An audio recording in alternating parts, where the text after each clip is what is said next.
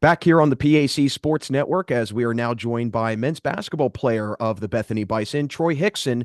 Troy, first off, thanks so much for joining us today. How would you assess the first portion of the season so far for your team? Like there's a good base. Like it's a positive outlook moving on. Because we know that this first portion of the season we gave a few games away. We feel like we should have won a few games, especially in conference, but also we had a tougher non-conference schedule, and we feel like that's going to set us up for success for the second half of the season. So first half of the season so far, obviously we're all a little bit disappointed because we'd like to see the wins and losses look a little bit differently, but there's confidence because we know that we competed in every game and we had a chance in every game to win. So we have a positive outlook moving forward. Well, that's great. And I know, especially with just last year, a little bit of a struggle coming back this year, and you guys clearly improving so much. And not to mention, like you said, that non-conference schedule definitely going to pay dividends. But want to get into just overall what led you to Bethany initially. I know it's your second year with the school. So what led you to becoming a Bison?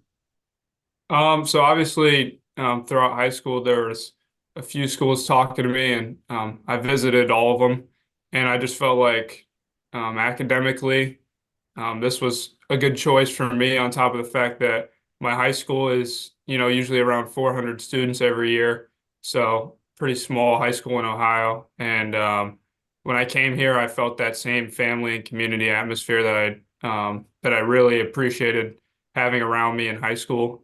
And also in terms of basketball, I felt like I had a good chance to play coming in as a freshman. And I just felt like it was the best opportunity for me for athletics and as well as academics. Well, you definitely showed that catch and shoot ability last year against Waynesburg at Waynesburg, hitting the buzzer beating shot to beat the Yellow Jackets. And we had that game on the network, a very exciting game, I'm sure, for you and your team. Talk to me a little bit about that play, just what you saw and just kind of the sequence that followed.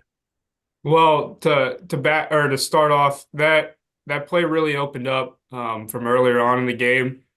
We had a lot of success, throwing it into the post to our center Cole Daly, and he was finding us on the outside for a lot of threes. So really, that opened up that play, and then Coach Thorson he drew a play up and. It was for someone to attack downhill. And to be honest, the play, Waynesburg kind of disrupted the play. So it was a broken play. And then they found me and I was open and I just kind of let it fly. Yeah, definitely a great shot, and it's interesting how those plays that break down ultimately become very successful in a weird way. But I want to get into this year because I know you're under the guidance of a new head coach in Brad Johnson. I mean, how much excitement has there been around the program having a new coach and also seeing the improvement that has followed with him being there? There's been a lot of buzz and a lot of talk around campus specifically. Like a lot of people were excited to see what he does, what he was going to do this year, and we've definitely improved from last year. I mean, I know everybody within the program we were excited because we felt like the system that he likes to play and his style of play that he wants to run really fits our strengths, and like the fast-paced style really fits, us being sort of a smaller team. So we were all excited for that, as well as, people on campus were excited to see how we bounce back with bringing a lot of our role players and rotation guys back who played a lot of minutes last year. So, obviously we have a lot of experience, and I think that that really built a buzz and a lot of excitement with a new era and Coach Johnson being our head coach, hopefully for a long time. So there's just been a lot of excitement and people looking forward to see what we do.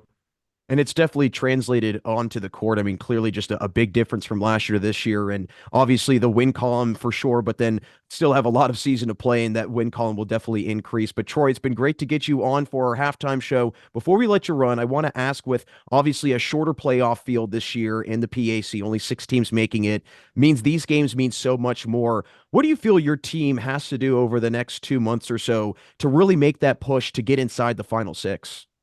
I feel like we haven't played our best basketball leading up to this point, and usually with teams that means that you're going to build up to your best style of play, and I think we haven't hit that stride yet. And honestly, it's the best time is it's the end of the season to play your best basketball. So I think we just need to kind of heat up and go on a few win streaks or even one big win streak and, win, 8 out of our next 12 or 10 out of our next 12 and really solidify and hopefully get a home advantage in the first round, if not throughout the whole tournament. But I think we need to focus on ourselves and focus on bettering ourselves, and I think the rest will take care of itself.